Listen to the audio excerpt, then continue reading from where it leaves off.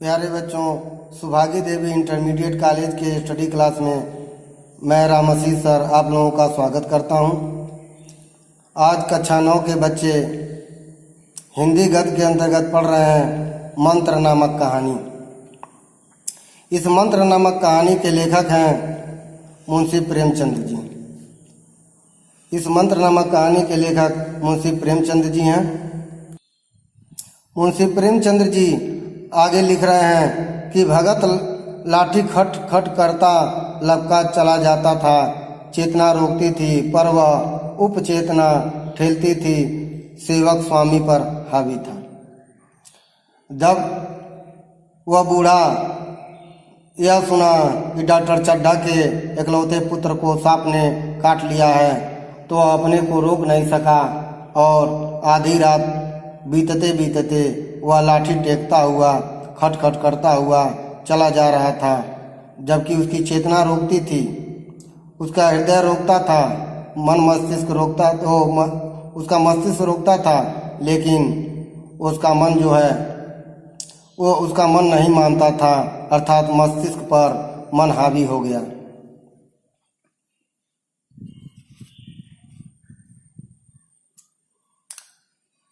आधी रात निकल जाने के बाद सहसा भगत रुक गया। आधी रात बीत चुकी थी, एकाएक भगत रुकता है। हिंसा ने क्रिया पर विजय पाई। मैं यूं ही इतनी दूर चला आया, इस जाड़े पाले में मरने की मुझे क्या पड़ी थी। आराम से सोया क्यों नहीं, नींद न आती न सही, 2-4 भजन ही गाता। फिर अचानक रुकता हुआ सोचता है, मैं नाहक ही इतनी दूर लाठी टेंगता हुआ चला आया। मुझे आना नहीं चाहिए था। अगर नींद नहीं लग रही थी 2-4 भजन गाता और फिर सो जाता, फिर नींद आने लगती। व्यर्थ इतनी दूर दौड़ा चला आया, इतनी दूर दौड़ा आया। चड्ढा का लड़का रहे या मरे, कह रहे चड्ढा का लड़का जिंदा रहे या मर जाए बला से।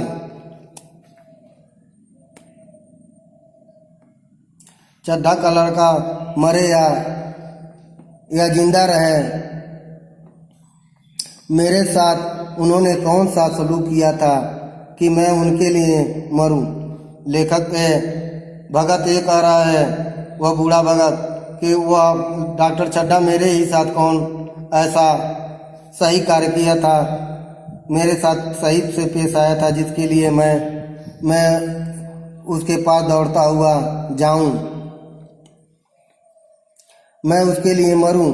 दुनिया में हजारों मरते हैं, हजारों जीते हैं, मुझे किसी के मरने जीने से मतलब नहीं। भगत कह रहा, ये सोच रहा है भगत कि दुनिया में बहुत से लोग मरते जीते हैं, इसी प्रकार उसका लड़का भी मर जाए, मुझे कोई फर्क पड़ने वाला नहीं है। मगर उपचेतना ने अब एक दूसरे रूप धारण किया, लेकिन इसका मन फिर नहीं माना। फिर इसका मन फिर एक रूप धारण किया और कहा, जो हिंसा से बहुत कुछ मिलता जुलता था वह झाड़ फूक करने नहीं जा रहा है। वह देखेगा कि लोग क्या कर रहे हैं। वो ये कह रहा है, जैसे कोई मतलब नहीं, मैं तो झाड़ फूक करने उसको नहीं जा रहा हूँ। जैसे लोग मिलने जुलने के लिए जाते हैं वैसे मैं भी जाऊँगा और मिल लूँगा। उसकी तबीयत कैसी है, वो जीवित ही है कि मरा हुआ है, उसकी स्थिति को जान लूँगा। डॉक्टर साहब का रोना पीटना देखेगा कि किस तरह पछाड़े खाते हैं, और ये भी देख लूँगा डॉक्टर साहब अपने पुत्र के वियोग में कैसे रो रहे हैं, कैसे वियोग कर रहे हैं, कैसे पछाड़े खाकर गिरते हैं। वह देखेगा कि बड़े लोग भी छोटे ही की तरह की बात रोते हैं या सब्र कर जाते हैं। यह सोच रहा था कि ये भी देखूंगा कि बड़े लोग हम ही लोगों की बात, छोटे लोगों की बात रोते हैं या सब्र करके चुपचाप बैठे रहते हैं। वे लोग जो विद्वान होते हैं सब्र कर जाते होंगे। हिंसा भाव को ये यूँ धीरज देता हुआ वह फिर आगे बढ़ा। इस प्रकार अपने हिंसा भाव को धीरज देता हुआ फिर आगे बढ़ा। इतने में 2 आदमी आते दिखाई दिए। दोनों बातें करते चले आ रहे थे। चड्ढा बाबू का घर उजड़ गया वही तो एक लड़का था। इसी में से उसके सामने आगे से दो युवक आते हुए दिखाई दिए और वे दोनों बातें कर रहे थे कि चड्ढा बाबू का घर उजड़ गया, उनका एक ही एकलौता पुत्र था, वह अब बचने वाला नहीं है। भगत ने जब दोनों व्यक्तियों के से बातें करते हुए यह सुना कि डॉक्टर चड्ढा का एकलौता पुत्र था, वो भी अब लग रहा है बचने वाला नहीं है, अर्थात डॉक्टर चड्ढा का पूरा घर बर्बाद हो गया। भगत के कान में यह आवाज़ पड़ी, उसकी चाल और भी तेज हो गई। भगत के कानों में यह आवाज़ पड़ते ही वह अपनी चाल को और तेजी से वह आगे बढ़ने लगा, अर्थात उसके पांव और तीव्र गति से पड़ने लगे। थकान के मारे पांव न उठते थे, सिरों भाग इतना बढ़ा जाता था मानो अब मुंह के बल गिर पड़ेगा। थकान से उसके पैर नहीं उठ रहे थे, लेकिन सर का भाग इतना आगे बढ़ जाता था, अगर पैर को आगे नहीं बढ़ा था तो वह मुंह के बल गिर पड़ेगा। इसलिए वह पैरों को आगे बढ़ाता गया। इस तरह वह कोई 10 मिनट चला होगा कि डॉक्टर साहब का बंगला नजर आया। इस प्रकार लगभग वह 10 मिनट और आगे बढ़ा होगा कि डॉक्टर साहब का बंगला दिखाई देने लगा। बिजली की बत्तियां जल रही थी, मगर सन्नाटा छाया हुआ था। उस बंगले में से बिजली की बत्तियों की जलने की आवाज आ रही थी, अर्थात प्रकाश दिख रहा था, लेकिन चारों तरफ सन्नाटा छाया हुआ था। रोने पीटने की आवाज भी न आती थी। यहाँ तक कि अब सभी लोग रो रो कर थक गए थे, अर्थात किसी के रोने की आवाज अब नहीं आ रही थी। भगत का कलेजा धक धक करने लगा, कहीं मुझे बहुत देर तो नहीं हो गई। भगत का कलेजा इसलिए और धक धक अर्थात ज़्यादा धड़कने लगा क्योंकि वह यह सोचा कहीं ऐसा तो नहीं है मुझे आने में देर हो गई। वह दौड़ने लगा। उसके बाद क्या किया, वह चलना छोड़ करके अब दौड़ना शुरू कर दिया। अपनी उम्र में वह इतना तेज कभी न दौड़ा था। वह जितने गति से दौड़ा उतनी गति से अपने उम्र में कभी दौड़ा नहीं था। बस यही मालूम होता था कि मानो उसके पीछे मौत दौड़ी आ रही है। बस उसको यही लग रहा जैसे किसी को मौत दौड़ाए, वह जितने तीव्र गति से जान त्याग कर दौड़ता है, उसी तरह ये भगत बूढ़ा उसी तीव्र गति से दौड़ने लगा। 2 बज गए थे, मेहमान विदा हो गए, रोने वालों में केवल आकाश के तारे रह गए थे। कहने का अर्थ लगभग 2 बज गए थे, सारे मेहमान अपने घर चले गए थे। केवल रोने में अगर देखा जाए तो आकाश के तारे ही ऊपर दिखाई दे रहे थे और सभी रो रो कर थक गए थे। बड़ी उत्सुकता के साथ लोग रह रह कर आकाश की ओर देखते थे कि किस तरह सुबह हो और लाश गंगा की गोद में दी जाए। लोग आकाश के तरफ बार बार ये देख रहे थे, अगर किसी तरह अगर रात बीते तो इस लाश को गंगा में प्रवाहित की जाए। ये सब बातें जब हो रही थी उसी समय बूढ़ा वहाँ पहुँचता है। सहसा भगत के द्वार पर पहुंचकर आवाज़ दी।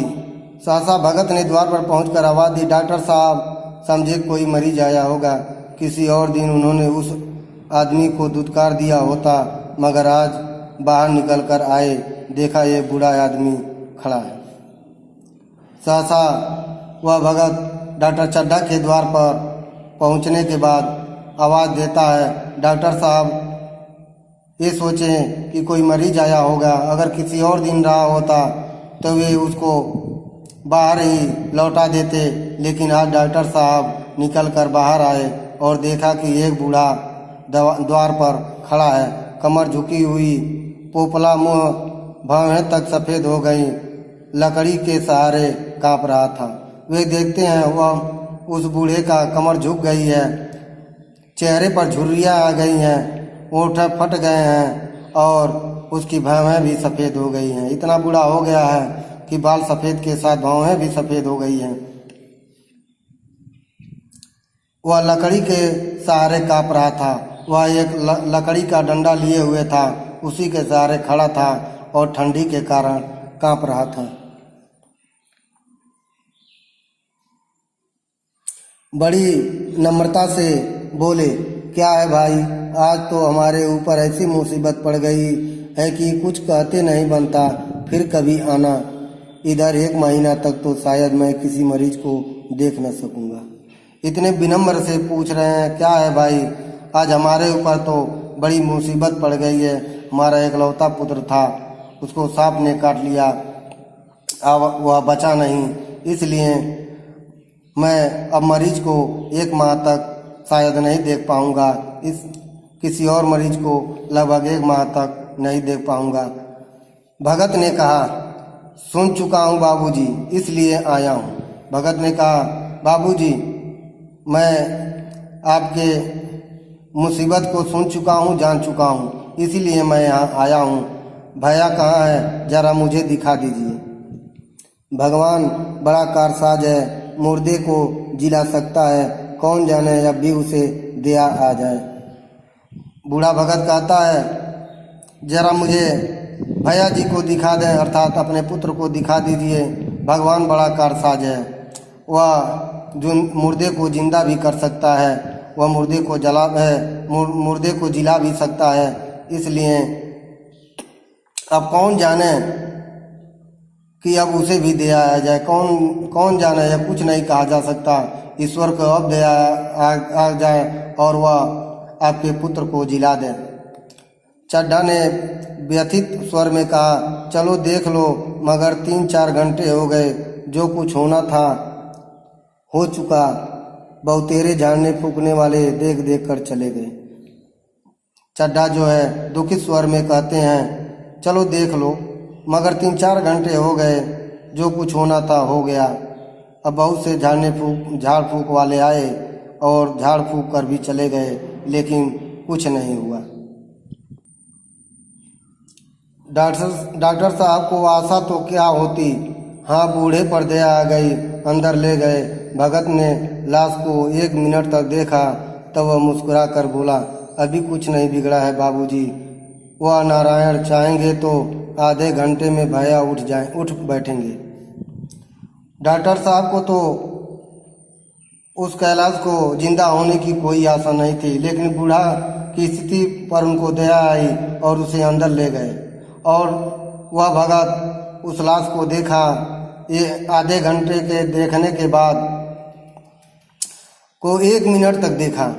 1 मिनट को देखने के बाद वह मुस्कुरा कर बोला कि अभी कुछ नहीं बिगड़ा है बाबूजी। डॉक्टर साहब से कह रहा है, हे बाबूजी अभी कुछ नहीं बिगड़ा है। नारायण अगर ईश्वर चाहेगा तो आधे घंटे में ये भैया उठ बैठेंगे, अर्थात आपका पुत्र उठ बैठेगा।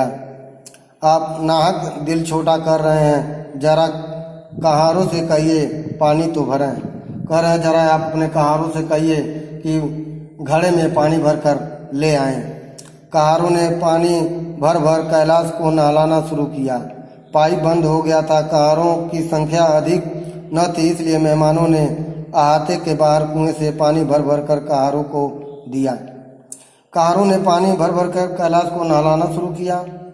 कहारों की संख्या कम थी, इसलिए जो मेहमान थे वही जो उनके यहाँ आए थे वही कुएं से पानी को भर भर कर कहारों को देने लगे। मृणालिनी भी कलसा लिए पानी ला रही थी। बूढ़ा भगत खड़ा मुस्कुरा कर मंत्र पढ़ रहा था, मानो विजय उसके सामने खड़ी है।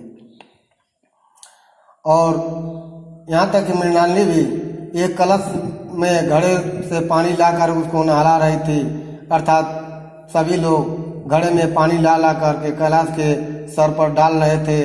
और बूढ़ा भगत मुस्कुरा कर मंत्र पढ़ रहा था और पढ़ता ही जा रहा था। उसको ये लग रहा था कि उसने विजय प्राप्त कर ली है। एक मंत्र समाप्त हो जाता तब वह एक जड़ी कैलाश के सूंघा देता। जब उसका एक मंत्र समाप्त हो जाता था तो अपना जड़ी कैलाश को सूंघा देता। इस तरह न जाने कितने घड़े कैलाश के सिर पर डाले गए और जाने कितनी बार भगत ने मंत्र फूका। ये गिनती नहीं हो सकी कि कितने घड़े पानी डाले गए और कितने मंत्र फूका और उस जड़ी को कैलाश को कितनी बार सुंघाया। आखिर जब उषा ने अपनी लाल लाल आंखें खोली तो कैलाश की भी लाल लाल आंखें खुल गई। जब प्रातः काल हुआ, उषा की किरणें पृथ्वी पर पड़ने लगी। उस लाल किरणों के पड़ने के साथ ही कैलाश की भी लाल लाल आंखें खुल गई। वह एक क्षण में इतनी अंगड़ाई ली और पानी पीने को मांगा। डॉक्टर चड्ढा ने दौड़कर नारायणी को गले लगा लिया। नारायणी दौड़कर भगत के पैरों पर पड़ी और मृणालिनी कैलाश के सामने आंखों में आंसू भरे पूछने लगी, अब कैसा तबीयत है।